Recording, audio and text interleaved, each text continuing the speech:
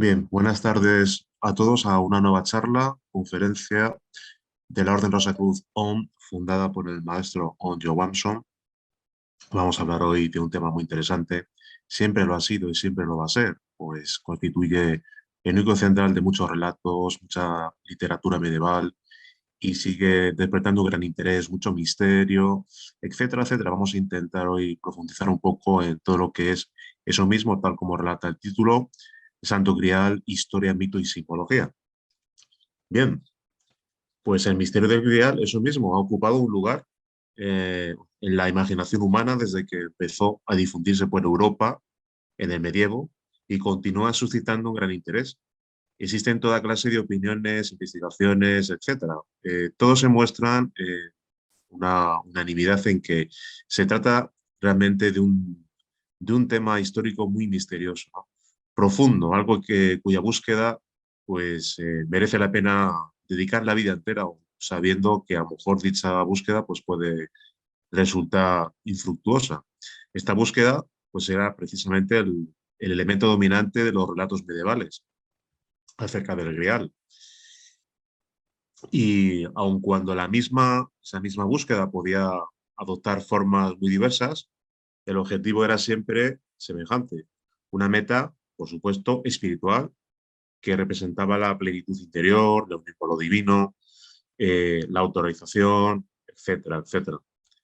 La historia, pues comienza, como todos sabemos, en la última cena, donde se supone que el Grial preside esa última cena y continúa justamente en, en el momento en el que a Jesucristo le crucifican. José Arimatea se hace cargo del cuerpo de Cristo para enterrarlo y, según se creía, se quedó también en posesión del cáliz utilizado por Jesús en la última cena, tal como hemos comentado. Y en ese cáliz pues se recoge la sangre que se vierte de las heridas del Cristo, y tras la desaparición del cuerpo se acusa a José de Arimatea de haberlo robado y se le encierra en prisión. Queda en libertad y marcha al exilio junto con un pequeño grupo de seguidores. Según algunas versiones, José de Arimatea embarca hacia Gran Bretaña, precisamente a Glastonbury.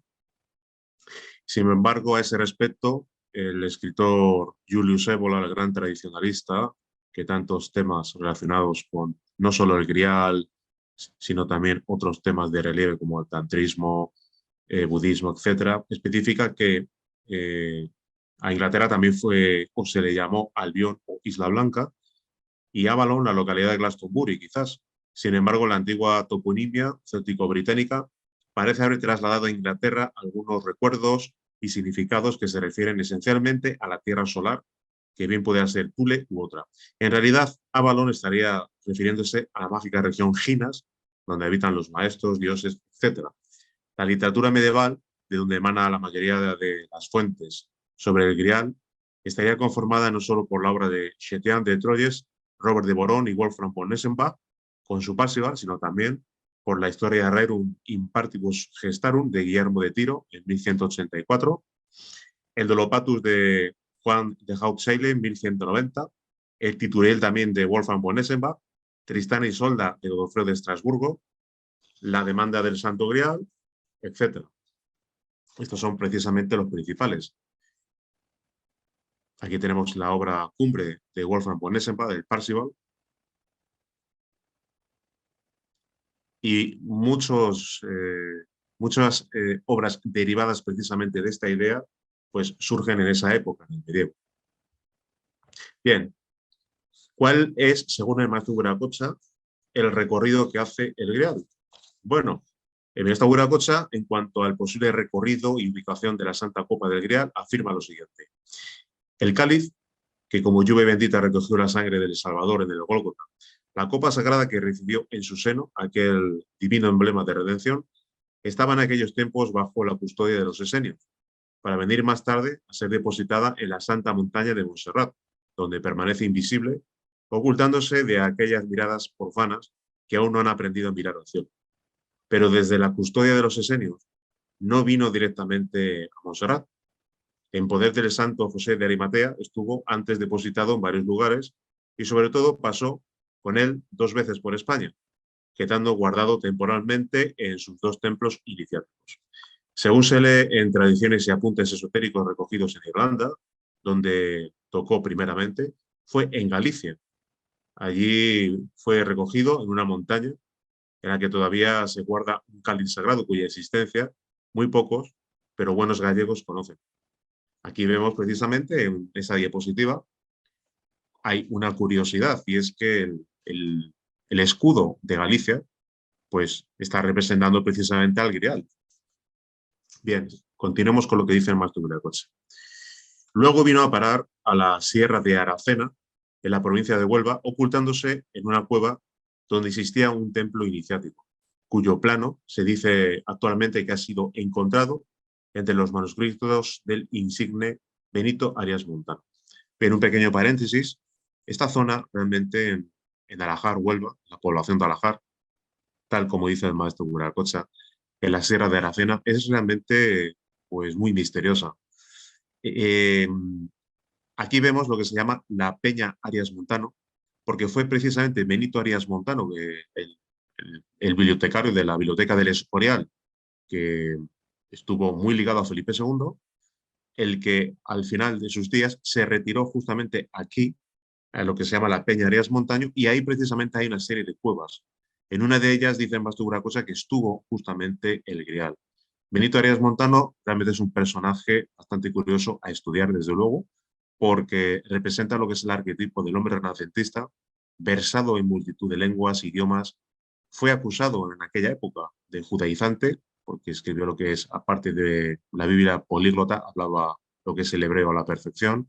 Estuvo vinculado precisamente a grupos en su tiempo calificados como heréticos de tendencia Rosacruz, vamos a decirlo así.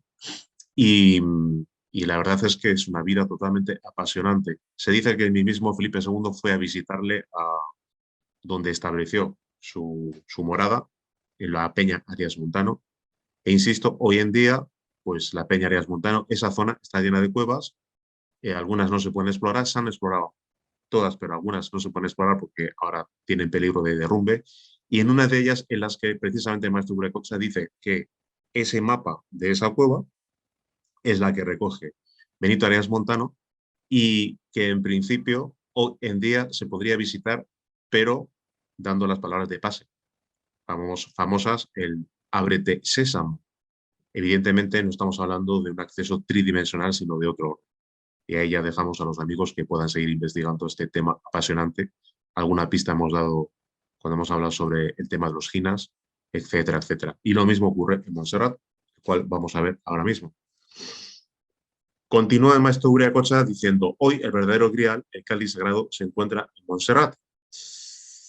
En tiempo oportuno pasó al estado Ginas, haciéndose invisible porque sus efluvios y luz pura, radiante, de su intrínseca y santa divinidad, sería un daño manifiesto para el hombre de esta época, cuya naturaleza es demasiado animal, no resistiría a tal influencia. Aquí vemos también unas imágenes muy bellas, ¿no?, de la montaña de Montserrat, montaña en la cual pues daría prácticamente pie a otra conferencia entera.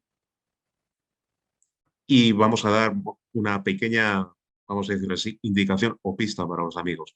El maestro Viracocha especifica que el templo en Ginas, digamos que se encuentra próximo o en los alrededores de lo que se llama en la montaña de Montserrat la roca foradada.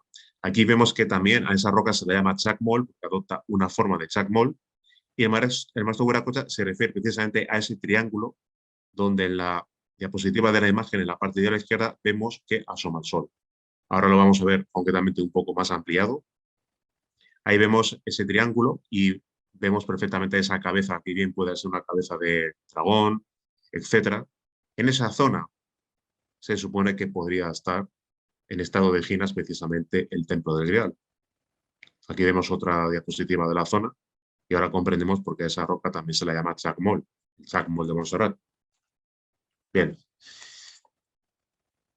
Bien, no podemos pasar por alto la tradición que refiere respecto a los custodios del Grial como los templarios.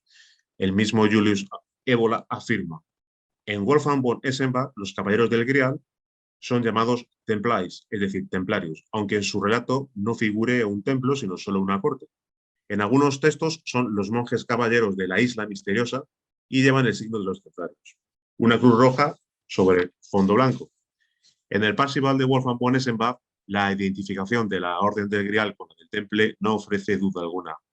Trebizond le dice a Parzival: valerosos caballeros tienen como morada Montsalvat, donde se custodia el Grial.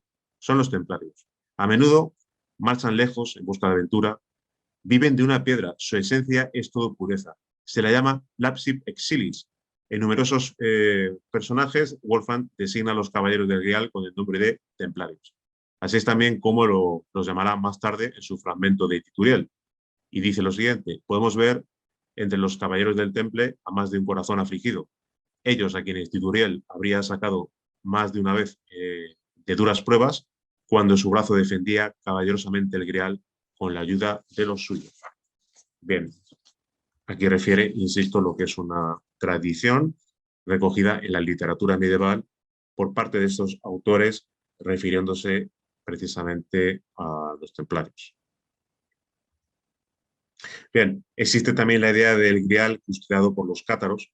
El nombre del Grial, en la lengua de Oc, en el sur de Francia, en lo que se llama el Languedoc, Occitania, es el único que especifica a la vez el vaso y su materia. En la lengua de Oc es el único que especifica esta denominación, pues el Grial en este idioma significa vaso de piedra. Precisamente Otto Rahn, otro gran escritor que se refiere a los cátaros, al igual que René Nelly, otro gran especialista, recoge gran parte de sus investigaciones, en este caso Otto Rahn, sobre el catarismo en sus libros Cruzada contra el Grial y La rebelión de Lucifer. Antonio Medrano ha establecido, el gran Antonio Medrano, gran escritor, ha establecido unas correspondencias simbólicas entre el Grial y la tradición oriental. En la tradición hindú, el Grial se corresponde con el vaso sacrificial que contiene el soma o bebida sagrada del antiguo ritual védico, o incluso con el soma mismo.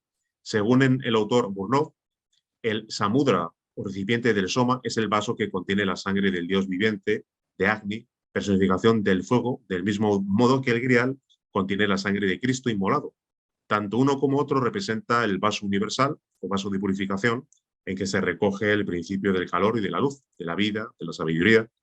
La identificación del Grial con el soma es también subrayada por Ananda Kumaraswamy, el cual emplea como sinónimas las expresiones ladrón de soma y conquistador del Grial, calificando de tales a Indra y Garuda.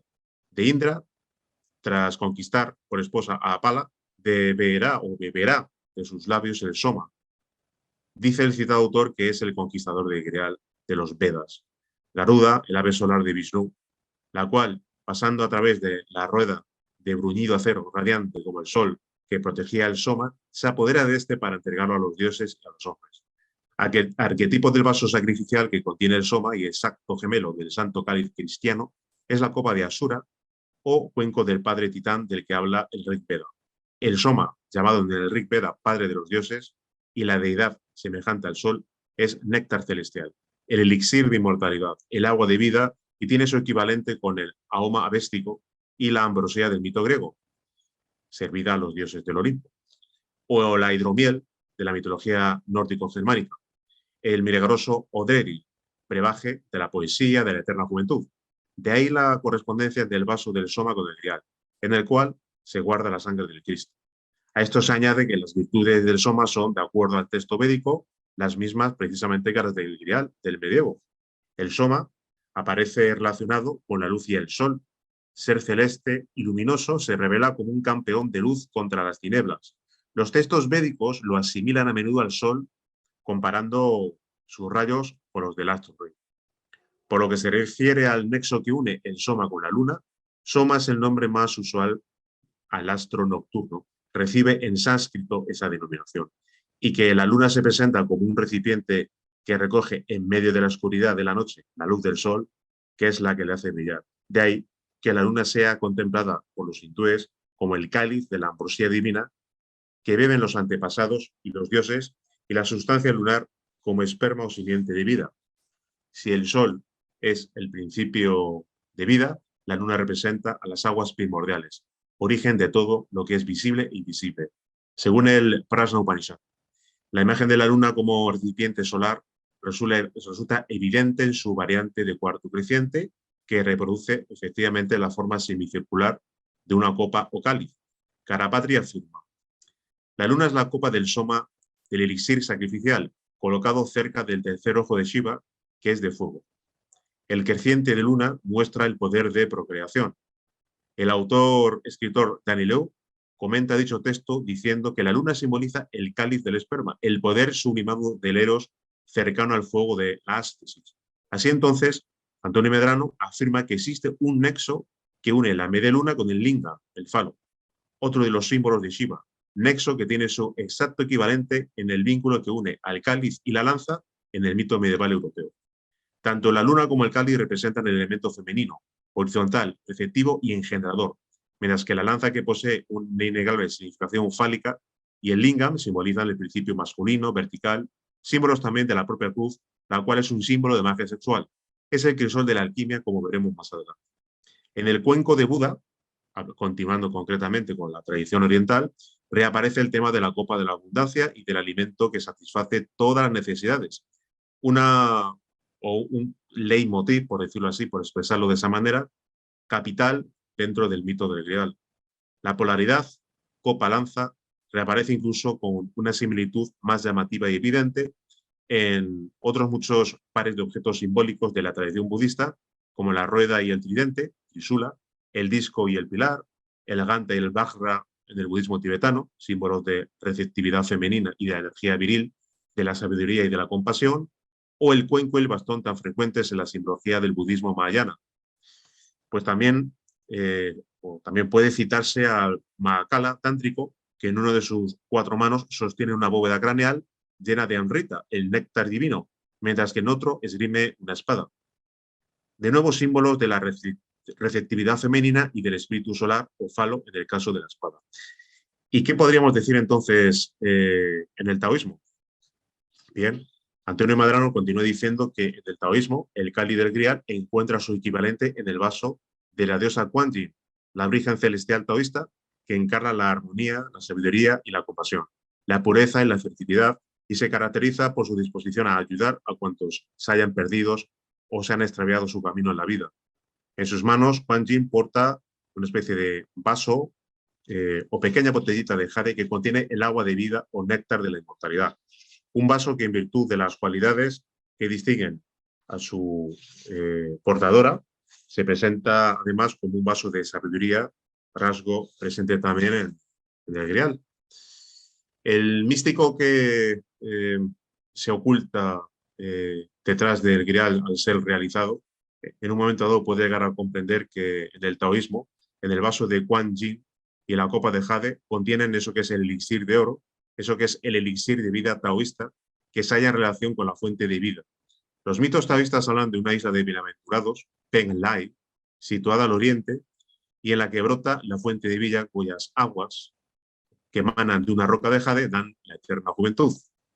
En este contexto, quien conquista ese elixir taoísta que contiene la copa, se sumerge en la fuente de todas las cosas, es decir, en el Tao, la gran plenitud. Descubrir el elixir de oro taoísta, llegar a la montaña santa de Kwanlun, donde se encuentra la fuente milagrosa Tanshui, agua del elixir, de cualidades maravillosas que otorgan la vida eterna, o a la isla de los bienaventurados, es conquistar el Grial, y conquistar el Grial es hacerse uno con el Tao. Aquí tenemos una correspondencia muy bella en la cual vemos al alquimista taoísta con su instrumental a la izquierda y al alquimista medieval a la derecha también con su hornillo, matraz, destilador, etc. Todos símbolos portentosos relacionados precisamente con la sublimación de la energía sexual y el trabajo en la gran obra que veremos a continuación. En la mitología celta, el caldero era el recipiente por autonomasia y el gran caldero de la abundancia. El santo grial del rey Arturo es, en el fondo, una representación suya, pues cristianizada. En 1891 se descubrió en Gundestrup, Dinamarca, un caldero celta que hoy se guarda en el Museo Nacional de Copenhague, decorado en el exterior con numerosos motivos mitológicos.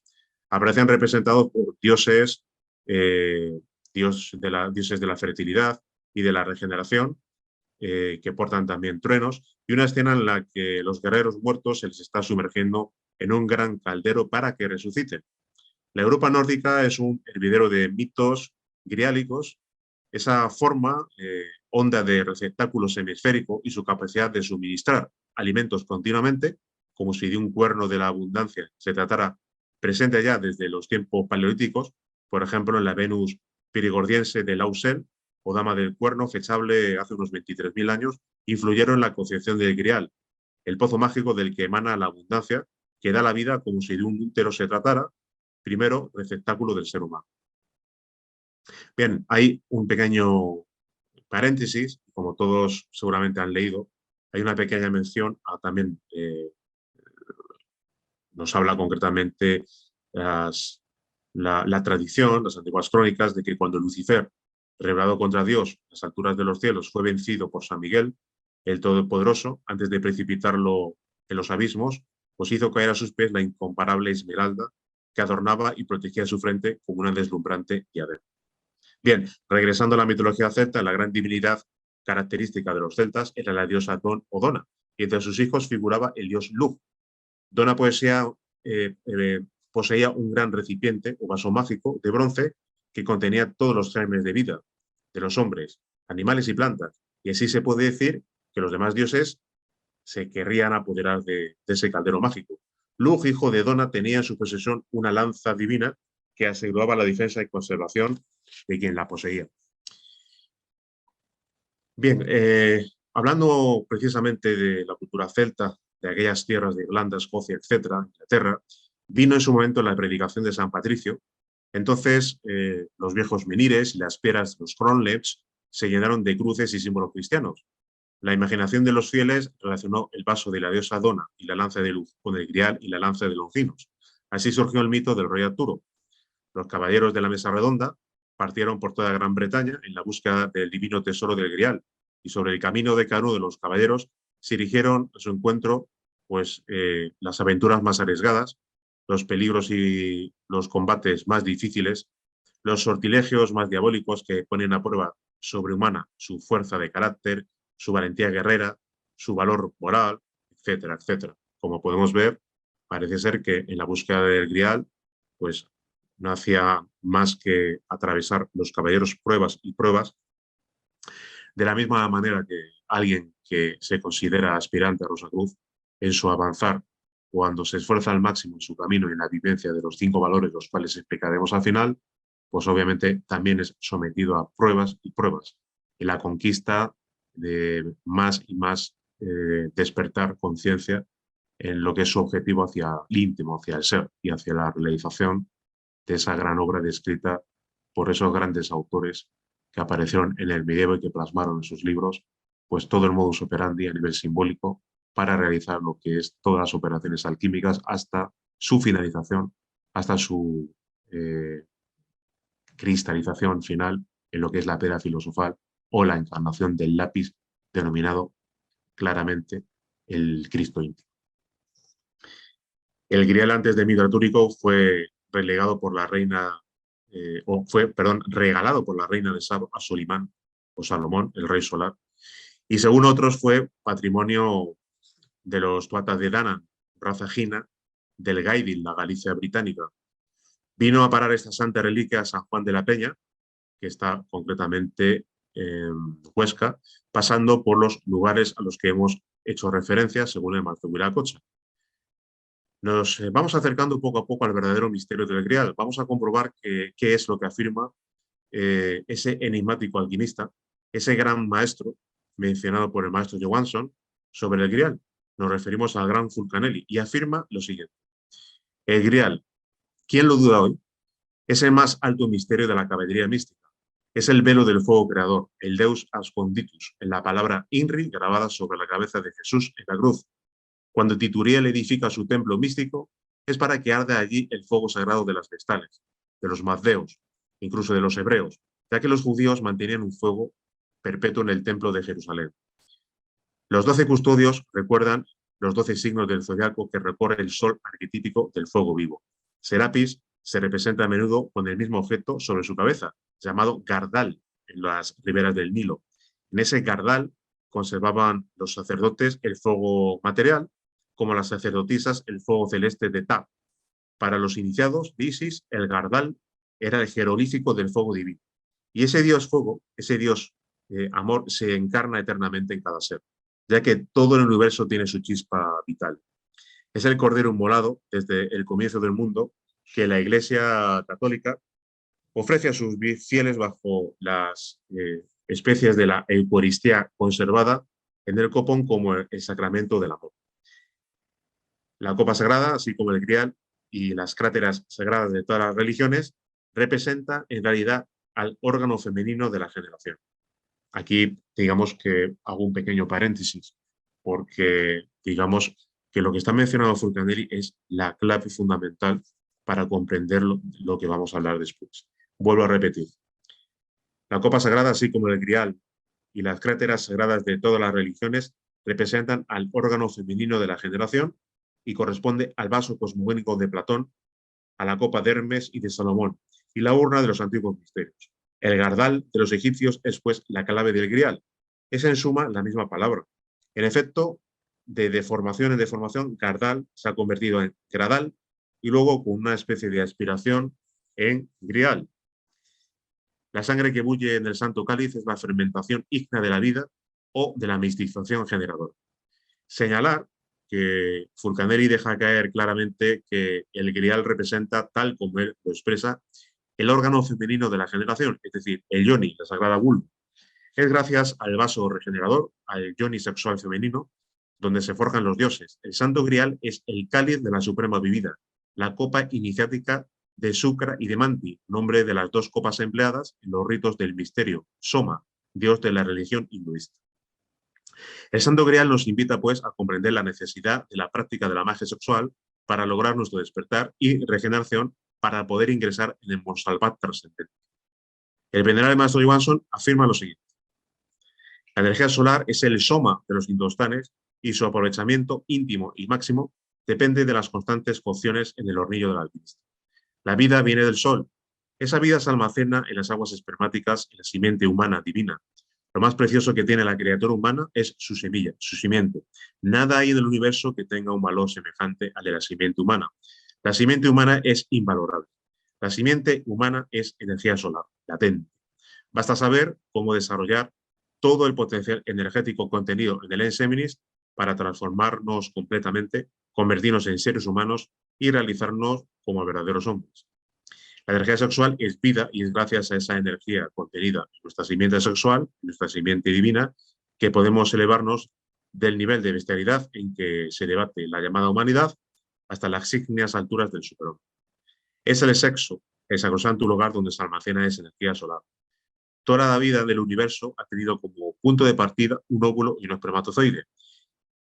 Fue un óvulo y un espermatozoide los que originaron el universo que se gesta en el seno de la Divina Madre. Toda vida se origina del sexo, ninguna creación se halla ausente del sexo. El origen de los metales, minerales, es sexual. La fecundación y concepción de los vegetales es sexual. Los animales nacen gracias al sexo y tal como es arriba es abajo, tal cual es abajo es arriba. El cosmos se ha gestado gracias al sexo. El sexo da origen a bestias, hombres, mundos y universos. En todos los universos no se conoce a criatura alguna que se haya gestado sin auxilio del sexo. Toda vida es sexual, todo nacimiento sexual. El misterio del grial es un misterio sin ninguna duda ligado al sexo, a la práctica del saja maituna, a la transmutación alquímica de energía sexual. Y dice, continúa diciendo el maestro, ¿qué no haríamos, qué no lograríamos realizar en nosotros mismos si lográramos aprovechar inteligentemente todo ese caudal energético contenido en millonadas y millonadas de espermatozoides y próbulos? La única luz con la que podemos iluminarnos en el camino de la verdad y de la vida radica en el sexo, la simiente, en el Enseminis. Esas aguas puras de Amrita, ese néctar de la inmortalidad, esa ambrosía de los dioses, ese soma hindú, ese elixir taoísta de la inmortalidad que emana de la roca de Jade, ese elixir de larga vida tan buscado por los alquimistas medievales, es simplemente la energía sexual. Y es gracias a la adecuada utilización de esa energía, mediante las prácticas de transmutación sexual, junto a la vivencia de los demás valores de la rosa y la cruz, cómo podemos alcanzar el despertar de la consciencia y nuestra autorrealización. La inmensa mayoría de la humanidad dilapida la energía sexual en la fornicación. Fornicar es sinónimo de orgasmo y eyaculación. seminal. La fornicación es precisamente el mayor impedimento para el despertar. El animal racional es un trío de materia, energía y ego. Materia, por su constitución pluridimensional de cuerpos materiales que van desde el físico hasta el causal, sumando 5 cuerpos en total. Energía, por la diversidad de modalidades energéticas que posee cada uno de los cuerpos. Ego, por la serie múltiple de valores o agregados psíquicos que en suma son lo que constituye eso que es el animal racional. La fornicación es alimento básico fundamental, primordial, insustituible del ego y del yo de la lujuria. El ego no es más que un conjunto de yoes, y ese conjunto son miles y miles de yoes. El animal racional no es más que la expresión de esos miles y miles de yoes. Si se quiere decir, millones de yoes. Cualquier momento en que el animal racional manifiesta algo, dice algo o hace algo, es tan solo uno de los miles de yoes que ha tomado las riendas de la máquina humana y la usa para obtener su satisfacción.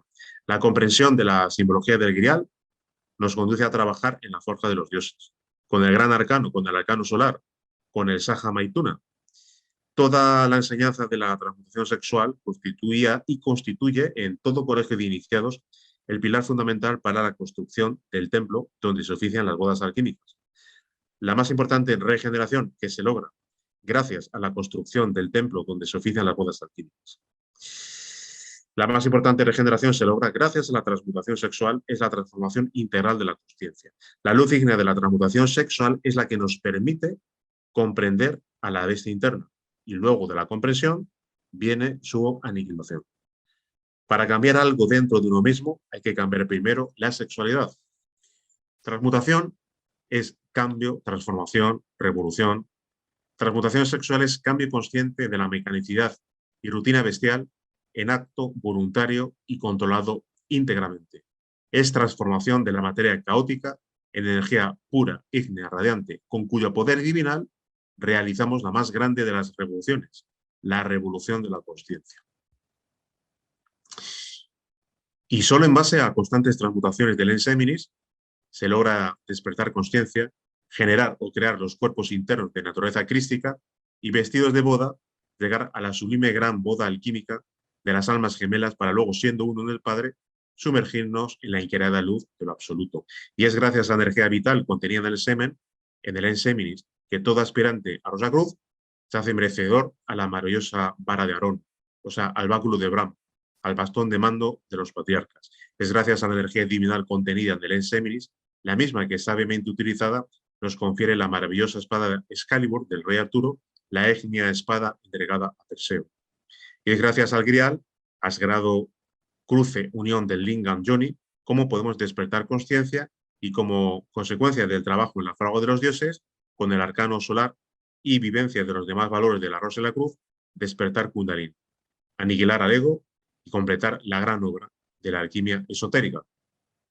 Esos 5 valores de la Rosa de la Cruz que nos conducen al despertar de la consciencia y a la autorización son los 5 valores que consisten en vida, muerte, amor, libertad, sabiduría. En el valor de la vida trabajamos con la energía sexual, tal como venimos diciendo, esas aguas puras de Amrita, esa ambrosía de los dioses, ese elixir de vida, ese elixir de los inmortales taoístas, ese mercurio de los filósofos, ese mercurio de la filosofía secreta, no es nada más ni nada menos que eso que es las aguas espermáticas. Pero las aguas espermáticas transmutadas nos llevan precisamente a su sublimación y transmutación por los canales Ida y Pingala, como vamos a ver ahora. La transmutación alquímica de energía sexual en el valor de la vida se especifica o se divide en 3 modalidades. La transmutación unipolar, que la realiza a aquellas personas que no tienen pareja, que pueden vivir perfectamente esta práctica todos los días. La transmutación bipolar, cuando alguien ya puede trabajar con su pareja, hombre y mujer y hombre, cogidos de las manos, se establece un contacto bioelectromagnético. Esto es el intercambio energético, que es la antesala a la vivencia de lo que es el arcano solar, que es el tercer tipo de transmutación, la transmutación integral. El arcano solar, donde ya sí que hay contacto sexual entre hombre y mujer, pero sin orgasmo y sin eyaculación. Lo que se produce es una magnífica transmutación Una magnífica transmutación de las aguas espermáticas del enseminis, tal como específico Paracelso, el gran alquimista, y esa energía sublimada, transmutada en energía crística, en hojas, sube por los nadis y píngala, como vemos en la imagen, hasta el cerebro, para luego desembocar en el templo corazón. Y desemboca en el templo corazón porque ahí precisamente en el templo corazón es la morada de la consciencia, nuestra esencia, nuestro budata, nuestra esencia, para poder despertar y para poder seguir despierto después de ese despertar, necesita precisamente de ese tipo de energía sexual transmutada. Bien, el segundo valor es el valor de la muerte. En el valor de la muerte hablamos de la muerte del ego, no de la muerte del cuerpo físico. Entonces, obviamente, el mayor impedimento para la liberación de la conciencia es precisamente el ego, porque el ego es el que tiene aprisionada la conciencia. Como hemos visto, cada uno de nosotros no tenemos un yo permanente, imputable. Tenemos la sensación de tener un yo simplemente porque tenemos un cuerpo, tenemos un nombre, pero nuestra psique está totalmente fragmentada en miles y miles de yoes, millones de yoes. Cada uno de esos yoes tiene aprisionada una porción de budata, de conciencia, con lo cual cuando aniquilamos a uno de esos yoes, accedemos a la liberación de ese budata y a que ese budata forme parte de ese pequeño porcentaje que va creciendo y va despertando más y más. Sin embargo, en el momento que nos encontramos, lo único que podemos hacer sin haber despertado es un magnífico control yoístico. Y ese magnífico control yoístico precisamente lo que hace es que el ego se vaya debilitando. Si lo que hacemos en nuestro quehacer diario es expresar el ego y dar rienda suelta precisamente a nuestros yoes, esto es lo que hacen es fortalecerse. Y obviamente si se van fortaleciendo llega un momento dado en que se apoderan absolutamente de la máquina humana. Con lo cual, en una primera fase podemos realizar el control del ego y ya cuando hayamos despertado conciencia, hayamos despertado Kundalini, es cuando ya podemos acceder a la aniquilación del ego. El tercer valor es el valor de la libertad. Y en el valor de la libertad hablamos de que tenemos que aprender a vivir conscientemente. El animal racional, cada uno de nosotros vivimos en un sueño continuo. Muchas religiones, muchas doctrinas, muchas vías de realización hablan, algunas literalmente, otras simbólicamente, de que el hombre se encuentra dormido y que su prioridad es precisamente el despertar. Y obviamente, si estamos dormidos, tenemos que aprender a vivir conscientemente. Y para aprender a vivir conscientemente tenemos que vivir lo que se llama la práctica de la división de la atención consciente. Esa práctica de la división de la atención consciente, lo que en la Orden Rosacruz llamamos el IAU, I de individualidad, A de acción y U de ubicación, pues tiene, por decirlo así, dos grandes columnas torales, dos grandes pilares. Autorrecuerdo y autoobservación. Mediante el autorrecuerdo nos autorrecordamos a nosotros mismos. Recordemos que en alguna conferencia anterior hemos hablado de ese gran autor del Cuarto Camino, que es Uspensky, y que él se asombraba porque él especificaba que no había nunca tenido acceso a ese conocimiento ni por parte de la ciencia ni por parte de la filosofía respecto al autorrecuerdo. Y es que el ser humano no se autorrecuerda. Al no autorrecordarse como conciencia, se sumerge continuamente en el sueño. Su atención está volcada afuera, continuamente. No sabe ni que existe, no tiene conciencia ni siquiera ni de su respiración ni de su propio cuerpo. Entonces, mediante el autorrecuerdo nos autorrecordamos, no como persona física, sino como conciencias, no como personalidad, insisto, como conciencias. Y luego con la otra columna toral, con la autoobservación, extendemos nuestra atención hacia lo que estamos haciendo en un momento dado y sin perder nuestra individualidad y sin perder lo que estamos haciendo en un momento dado, nuestra acción, extendemos nuestra conciencia, nuestra atención consciente, este término es importante, nuestra atención consciente hacia el lugar en el que nos encontramos. De tal manera que, sintiéndonos uno, nos dividimos justamente y dividimos la atención en tres. De esa manera impedimos que la mente proyecte continuamente imágenes, el raciocinio, proyectar concretamente cuestiones del pasado, cuestiones del futuro, el lanzar continuamente pensamientos, ideas. Cuando hablamos también hace poquito del budismo zen, hablábamos de la importante que es precisamente el interrumpir precisamente el proceso de pensamiento, que es lo que se intentan hacer los monjes zen. Interrumpir ese proceso de pensamiento es justamente lo que acaecemos con lo que es la vivencia consciente de todo lo que hacemos en nuestro quehacer cotidiano. Y justamente si interrumpimos y ponemos un muro de contención justamente en lo que es la proyección de todo ese raciocinio, de todas esas imágenes mentales, etcétera, pues poquito a poco empezamos realmente a vivir una vida consciente. Y vamos interrumpiendo lo que es el sueño y vamos concretamente ganando la batalla de la consciencia, sin haberla despertado todavía, pero vamos activando nuestra consciencia para aprender a vivir esa consciencia en nuestro quehacer cotidiano. Ese es el valor de la libertad. Y por último, el valor del amor es justamente amar a nuestro prójimo más que a nosotros mismos, y qué mayor amor que dar gratuitamente lo más valioso que tenemos, que es la enseñanza de Rosacruz. Hemos recibido el conocimiento de Rosacruz gratuitamente y gratuitamente debemos de otorgarlo a los demás. ¿Y por qué es esto? Pues evidentemente por una cuestión de lógica, de sentido común, si se quiere llamar así. Somos depositarios de un conocimiento maravilloso y si alguien quiere avanzar en el sendero, tiene que compartir con el prójimo, por lo menos darle la posibilidad de conocer esta enseñanza. Hay personas que tratan de avanzar en el sendero y en el valor del amor no lo viven, porque no se preocupan precisamente de dar a sus semejantes la gran oportunidad que han tenido ellos, que es justamente recibir o haber recibido la enseñanza. Por eso hay que divulgar la enseñanza. Sería egoísta que nos quedáramos con la enseñanza. Y si realmente vamos avanzando en el sendero, vamos adquiriendo más conciencia, vamos adquiriendo más y más conocimiento, pues obviamente ese conocimiento hay que divulgarlo. Y por último, el valor de la sabiduría hace precisamente mención a algo que hemos mencionado anteriormente. Lo que es el valor de la sabiduría implica hacer la voluntad del Padre. Y esa voluntad del Padre, obviamente, ¿cuál es? Pues despertar conciencia, que es la prioridad que tenemos que tener. Tenemos que también sentir a nuestros divinos padres en todos los actos de nuestra vida, sentirles a nuestro lado y para cualquier cosa acudir a ellos, para cualquier práctica, etc. Pues bien, esos 5 valores son precisamente los que nos llevan a eso que es el despertar de la conciencia y a la realización de lo que es la gran obra. Vemos aquí unas imágenes muy bellas, en este caso de Kundalini. Una vez que hemos despertado conciencia y hemos despertado Kundalini, entonces ya pues con esa mítica espada de Excalibur podemos aniquilar a los yoes.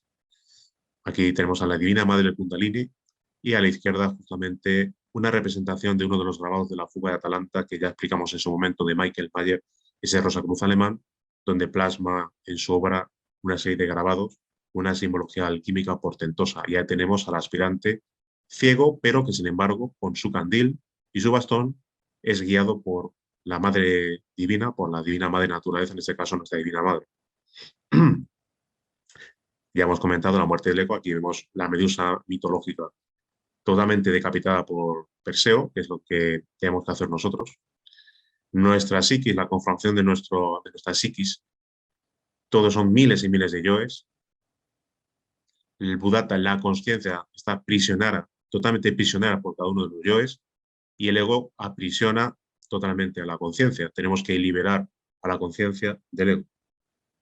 Bien, y es gracias al Grial, al sagrado cruce, a la unión del Lingam Yoni, como podemos despertar conciencia y como consecuencia del trabajo en la fragua de los dioses con el arcano solar y vivenciar justamente, como hemos comentado, los 5 valores de la Rosa Cruz, pues realizar la obra. La piedra de luz, el Grial, tiene el poder de resucitar al maestro secreto dentro de nosotros. El Grial hiere y destruye a los curiosos e impíos y profanos, pero a los justos, a los sinceros, a los puros de corazón, les defiende y les da vida. Una vez que hemos penetrado en el misterio del Grial, pues tan solo ese conocimiento que nos da el Grial, tan solo queda una cosa, que es vivirlo. Bueno, muchas gracias a todos. Si alguien pues, quiere hacer alguna consulta, pregunta, pues estaremos encantados por lo menos de intentar contestar. Muchas gracias. Hay una pregunta a través del chat que dice lo siguiente.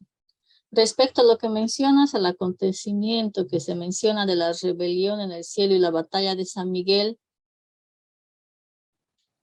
no se entiende muy bien. Puede ser que nosotros seamos esos ángeles caídos y ese sea el inicio de todo el drama cósmico y la carrera para volver al íntimo. Pues es una pregunta muy interesante. Que realmente ese relato pues guarda muchas lecturas y todas esas lecturas son válidas. Una de ellas precisamente va implícita en esa pregunta. Hay concretamente ese mito del cual se habla y se menciona esa esmeralda, que es calificada como piedra concretamente por algunos maestros. Y obviamente esa correspondencia de esa piedra, que es la misma que cae de lo que es la diadema de Lucifer, pues hacen mención algunos maestros a que es la piedra filosofal que luego es la que nos va a permitir pues este trabajo de regeneración, el cual estamos poniendo sobre el tapete, del cual venimos hablando pues todas estas charlas, ¿no? Con respecto al drama cósmico, el inicio del drama cósmico de Los Ángeles Caídos, pues evidentemente eh, es una buena apreciación. De hecho, cuando hablamos de lo que es el proceso de regeneración del animal racional, pues implica el hecho de que ¿no? Cada uno de nosotros hemos venido de un punto en concreto.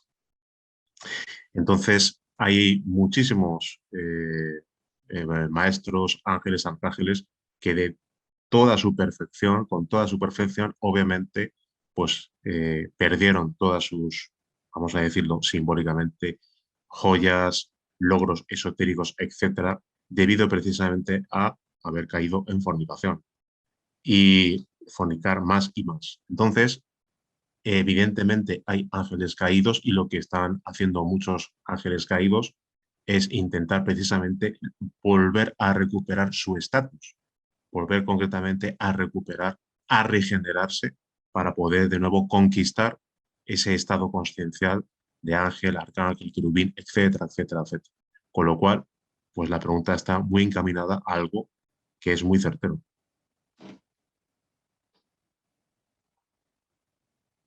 Gracias, Rafael. Hay una pregunta de Da Vinci que dice, no acabo de entender las imágenes de alquimia oriental y alquimia occidental. ¿Podrías aclararme un poco el significado de esos objetos? Sí, muy sencillo. Vamos a intentar recuperarlas. Aquí está. Bien, en la alquimia interna taoísta, toda la simbología de la alquimia interna taoísta, expuesta por los maestros taoístas, tiene su equivalencia en lo que es la alquimia medieval. Para poder entender concretamente esto, primero hay que comprender que lo más cercano a nosotros, que es la alquimia medieval, y digo más cercano, me refiero concretamente culturalmente hablando, pues hemos partido de la base que es muy clara. Esa base especifica que toda la alquimia medieval, con toda su simbología, en la cual se especifica un instrumental, como puede ser matraces, destiladores, hornillos, etcétera, etcétera, simplemente es una cuestión simbólica y se está refiriendo a un proceso interno de transmutación de energía sexual.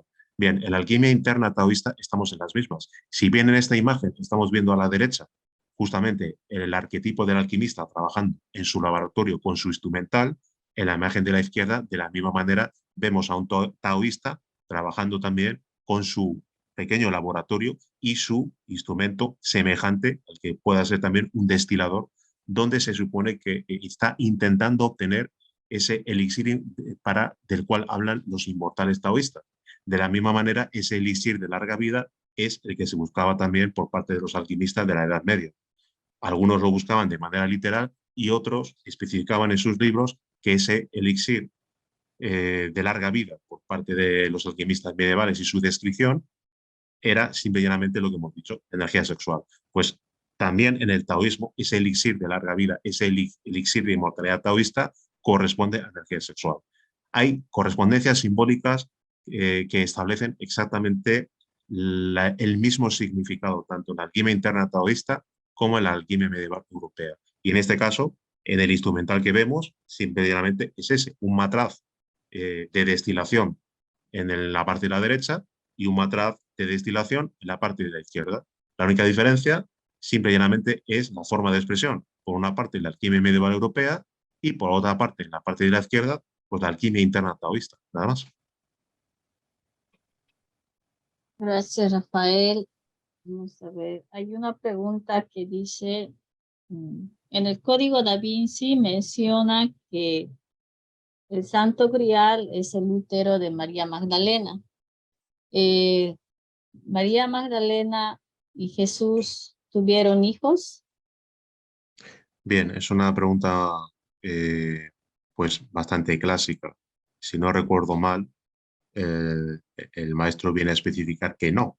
Y ahí yo creo que tú también tienes bastante material, Laura. En ese sentido también puedes corroborar si es así o no.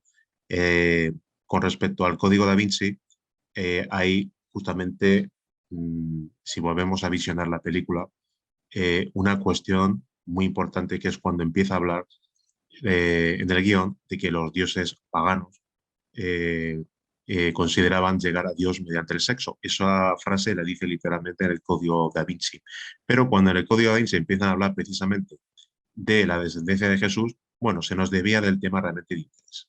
Lo de la descendencia de Jesús, digamos que el libro del Código da Vinci fue, aunque hubo que llegar a los tribunales, los autores de un libro muy anterior, que se llama El legado mesiánico, pues establecieron esa posibilidad. Y de ahí, bueno, pues surgieron pues simplemente muchas pesquisas y especulaciones. Realmente, insisto, no me consta que los maestros hayan afirmado que tuvieron descendencia, sino que para mí realmente lo más importante del Código da Vinci es justamente cuando hacen mención de que el grial, tal como hemos especificado hoy, se refiere al útero femenino, pero no enfocado como lo enfoca el Código da Vinci desde el punto de vista de la descendencia de Jesús, sino desde el punto de vista de cómo realmente hay que enfocarlo, sino enfocado precisamente a los misterios de la sexualidad y a la posibilidad de regeneración, despertar conciencia y unión precisamente con nuestro íntimo, con nuestro maestro interno y a nuestra propia autorrealización. Eso es lo que, aunque sea una frase prácticamente de 15 segundos, lo más valioso de la película. Bien, creo que no tenemos más preguntas, Rafael. Muchísimas gracias. Pues muchas gracias a ti, Laura, muchas gracias a los amigos, como siempre, por haber asistido. Y bueno, buen fin de semana para todos, un abrazo y nos vemos pronto. Hasta pronto.